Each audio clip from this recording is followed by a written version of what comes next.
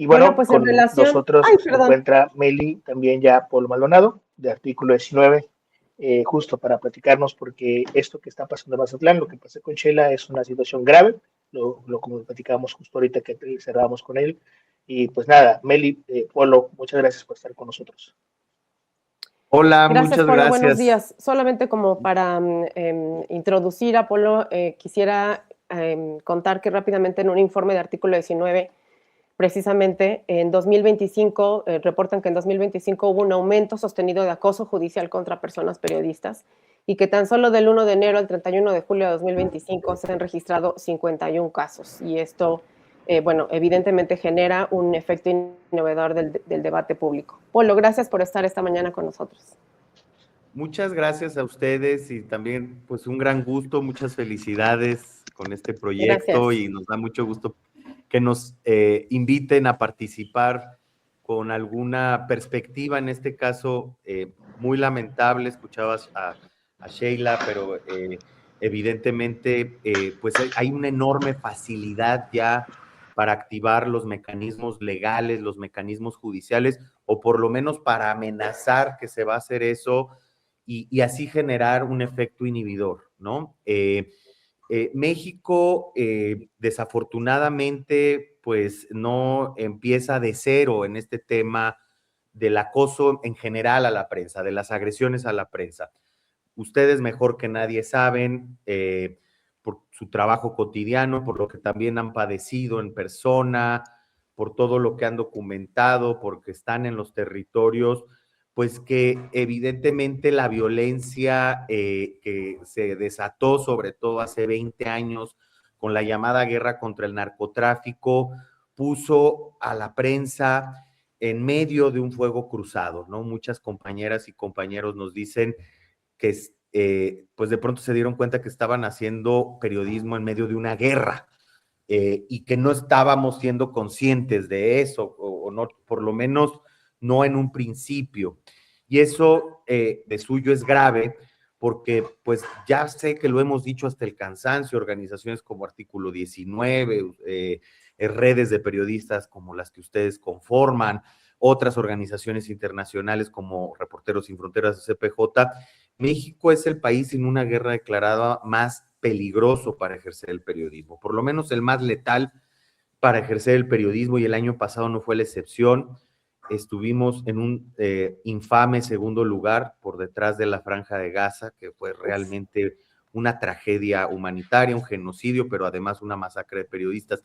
Y además a eso se le suma en los últimos años, con eso que está irresuelto, a pesar de la creación de mecanismos, de fiscalías especiales, un largo etcétera, que sin duda, sobre todo los mecanismos, es mejor que existan a que no existan, y que tienen muchas fallas, pero que nos consta también que se ha logrado salvar vidas. Yo no sé cómo estaría la situación de la prensa si no existiera por lo menos estos espacios institucionales para presionar y subir el costo político para lograr la seguridad de defensores de periodistas. Pues bueno, eso es un elemento que desafortunadamente ya forma parte del panorama del ejercicio periodístico en vastas zonas del país. Pero en los últimos años se ha visto un incremento muy particular en dos cuestiones. Y tiene que ver con la llegada de esto que también se autodenomina, no lo ponemos nosotros así, como un nuevo régimen. Y es una nueva forma de hacer comunicación política basada en la estigmatización, la descalificación, el descrédito a periodistas en lo individual y a medios de comunicación, que si bien en voz de AMLO era pues muy recurrente, ahora ya más bien se ha instalado, sobre todo en los gobiernos locales, me refiero a lo estatal y lo municipal. Y lo otro que tuvo un incremento exponencial a partir del 2019 es el acoso judicial. 2025 es brutal porque nos habla de un incremento del 143% respecto al 2024, y ojo, todavía no hacemos el corte anual de 2025. O sea, ya de 1 de enero al 31 de julio del 2025 teníamos 51 casos de acoso judicial, que ya representaba un 143% más respecto al año anterior. Pero en realidad, cuando se detonó el acoso judicial fue en 2019, que pasamos de un caso o dos al final del sexenio de Enrique Peña Nieto a 39 en 2019 y se ha mantenido en los 30, en los 20, no ha bajado de ahí, ¿eh? Y ahora 2025, pues con estos 51 casos, estamos cerrando, pues se los comento, ya prácticamente con más de 65 casos el 2025. Estamos hablando de un caso cada 4 días contra la prensa.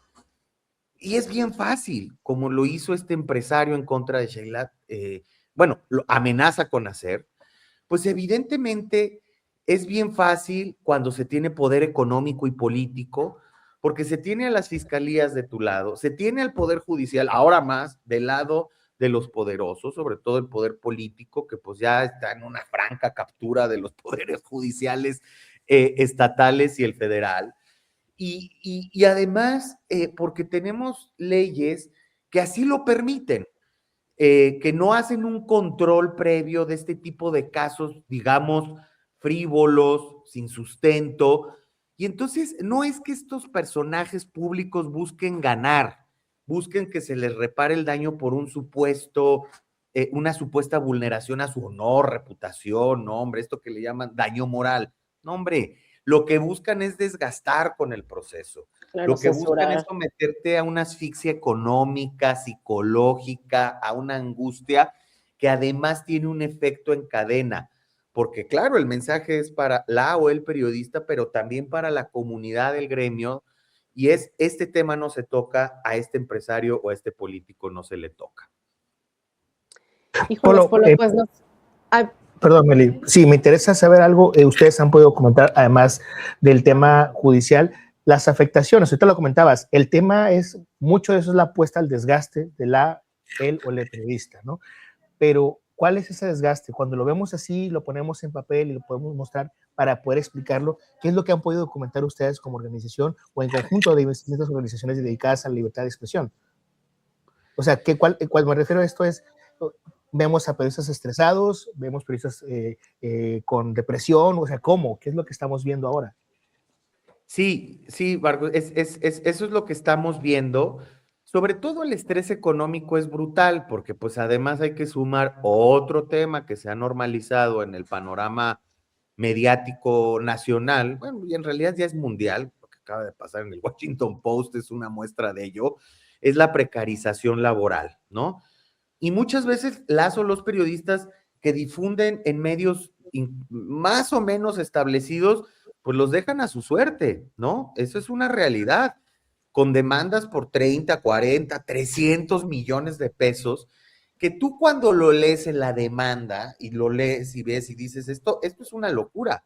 Y eso ya es un daño psicológico muy fuerte porque es cómo lo voy a pagar, cómo voy a empezar a pagar abogados, y luego si pierdo, ¿no? Te empiezas a hacer muchas ideas en la cabeza que son muy fuertes y son muy desgastantes.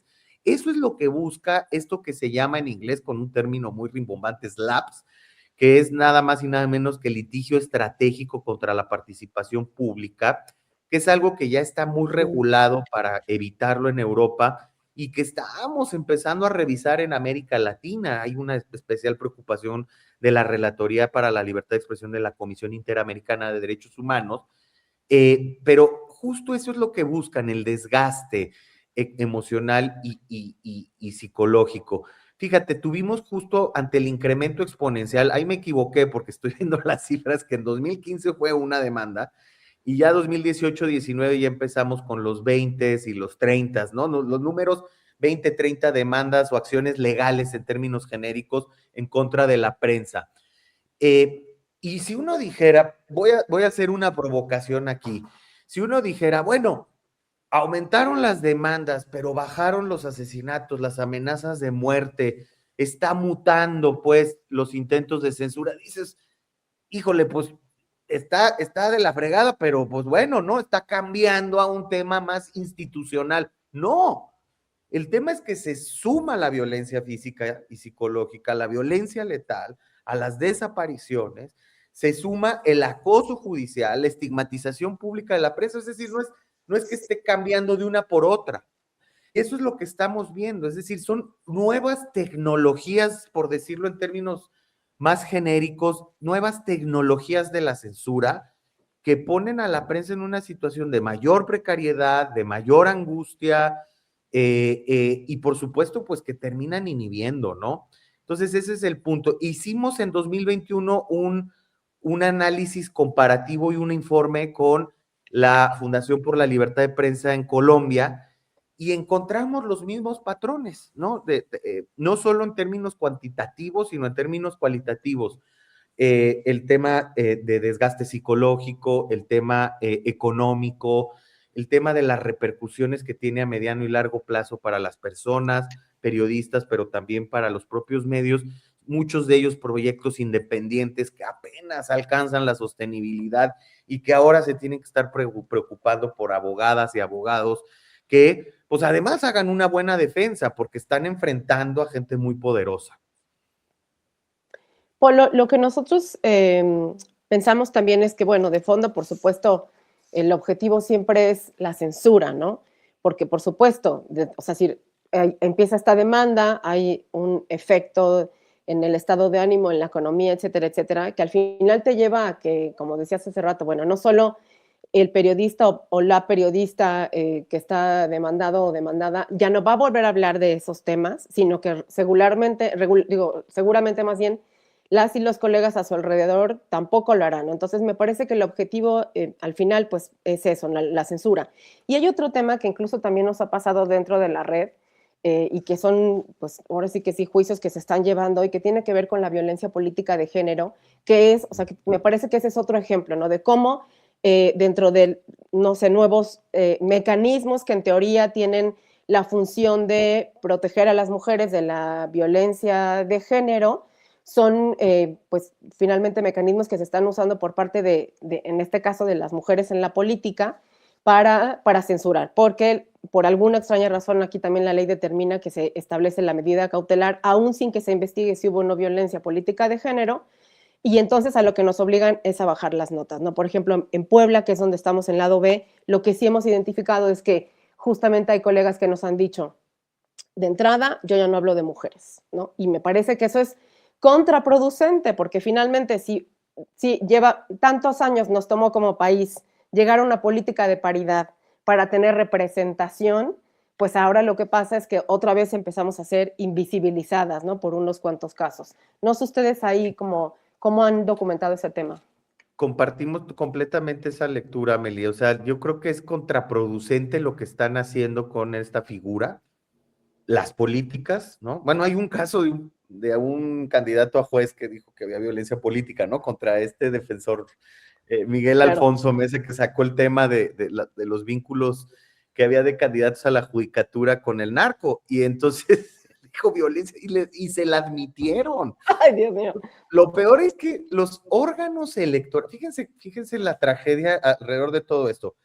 Las instituciones más o menos sólidas y legítimas que teníamos en el país, que era lo electoral, pues también ya se han convertido en este ariete en contra de la libertad de expresión. La figura de la violencia política en razón de género, que como dices, tiene un objetivo muy particular, y era justo lograr la paridad, y tenía unos destinatarios, que era el sistema político dominado por hombres con una lógica patriarcal, que eran los presidentes de los partidos o los círculos de poder en los partidos, que no dejaban acceder a las candidaturas a las mujeres en la política, o bien ya como funcionarias también se les vetaban sus derechos, se les restringían sus derechos a la igualdad, y resulta que fue mutando la figura hacia una manera de controlar los contenidos de los medios de comunicación bajo una presunta violencia política en razón de género. Con esto no queremos decir que no haya discursos y estereotipos machistas y de género en los medios de comunicación, pero se ha convertido ya en el caminito para justo, primero, lograr una medida cautelar que entre que se investiga y no, ya te bajó la nota, ya te bajó el video completo, si es un video, si es un noticiero, etcétera, etcétera. Y luego hay una investigación que además es muy agresiva. Piden datos incluso bancarios de los denunciados, le piden tus datos a Meta, le piden tus datos a Twitter, muchas veces no los dan, muchas veces sí. O sea, hay incluso intervención de comunicaciones y uno dice, bueno, ¿por qué tiene tanta facultad la autoridad electoral, en este caso el INE o los OPLES, para meterse a todo, ¿no? Hacer una investigación tipo Ministerio Público, que además la tienen que hacer de oficio. Ellos se lavan las manos y dicen, yo lo tengo que hacer de oficio. Y luego viene el Tribunal Electoral, que, bueno, tenía criterios muy consistentes para evitar el uso abusivo de esta figura, y luego fue mutando, llegando al extremo del caso de Dato Protegido y Carla Estrella y tal, ¿no? Que una ciudadana que tuitea y que ahora resulta que es violencia política, que además impone penas ejemplarizantes, ¿no? Que definitivamente pues inhiben, ¿no?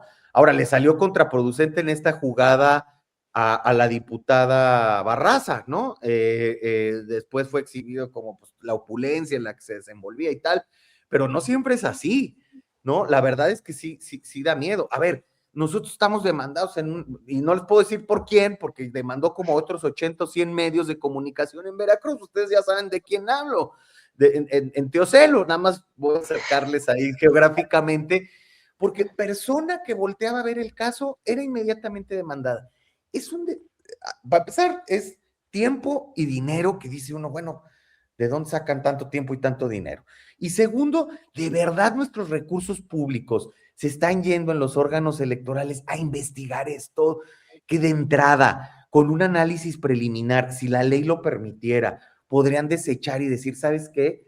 No, esto no procede porque son miles y miles y miles de oficios que se están mandando todos los días en un solo caso, como este que les describo de Teocelo, Veracruz, pero así se replica en muchos lados. Y sí, es el mecanismo más utilizado, como pueden ver en el informe, el 50% de los casos son de violencia política en razón de género.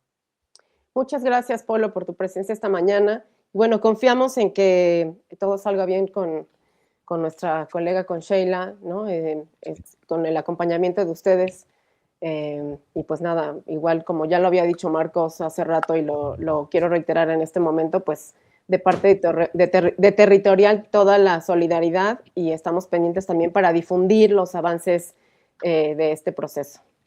Muchas gracias a ustedes y un abrazo muy fuerte. Gracias, Polo. Buenos días. Fuerte, Polo. Cuídense mucho. Muchas Bye. gracias.